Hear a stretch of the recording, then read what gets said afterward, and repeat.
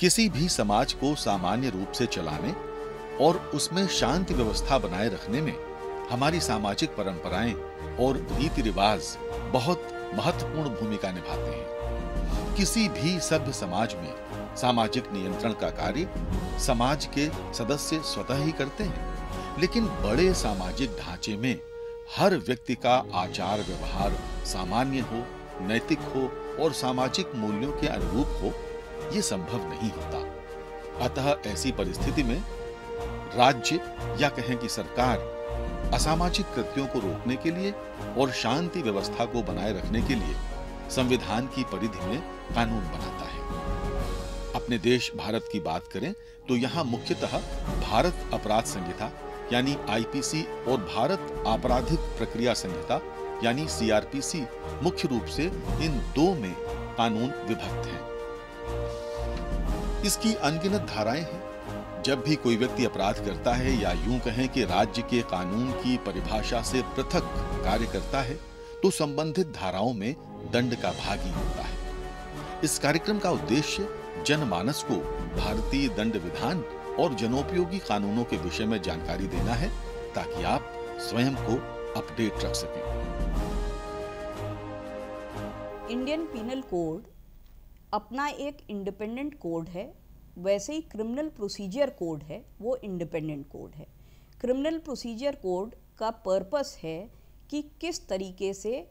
कानूनी कार्रवाई क्राइम को लेके की जाएगी, प्रोसेस कैसे होगा, कैसे एफआईआर दर्ज होगी, अगर एफआईआर दर्ज नहीं हो रही है तो कंप्लेंट कैसे दर्ज होगी,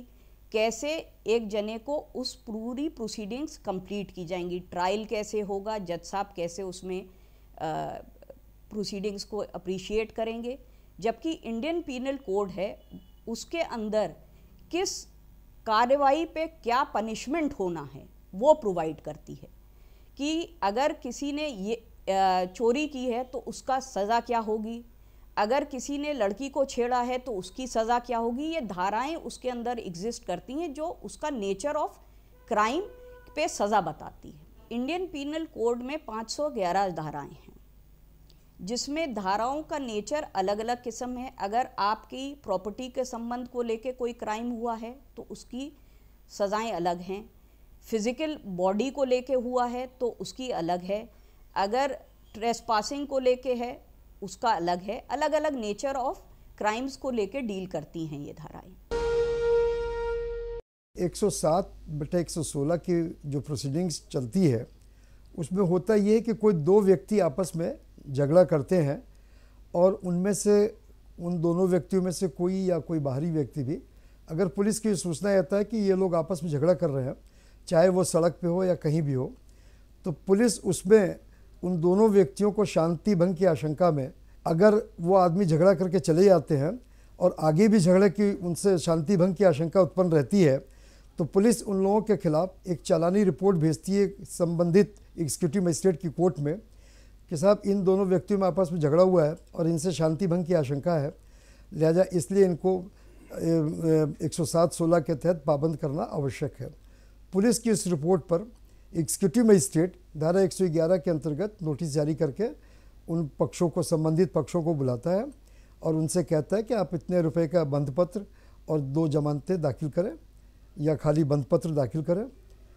ये 107/16 की इस प्रकार की प्रक्रिया होती है कि एग्जीक्यूटिव मजिस्ट्रेट को हमेशा इस प्रकार की नोटिस जारी करने के पहले ये देखना चाहिए कि जो सब्सटेंस है, जो शांति भंग का सब्सटेंस है जो पुलिस द्वारा बताया गया है, उस चीज़ को नोटिस में मेंशन जरूर करना चाहिए कि ये वजह है जिसकी वजह से ये कोर्ट आपको इस प्रकार की नोटिस भेज रही है। नॉर्मली वो प्रिंटेड प्रोफार्मा में नोटिस भेजी जाती है, वो गलत है और बाकायदे उसको पूरी बात लिखकर भेजी जानी चाहिए कि आपके खिलाफ ये कार्रवाई इसलिए की जा रही है कि आपके खिलाफ इस प्रकार की शिकायत प्राप्त हुई है। पूरी बात उस नोटिस में लिखी होनी चाहिए।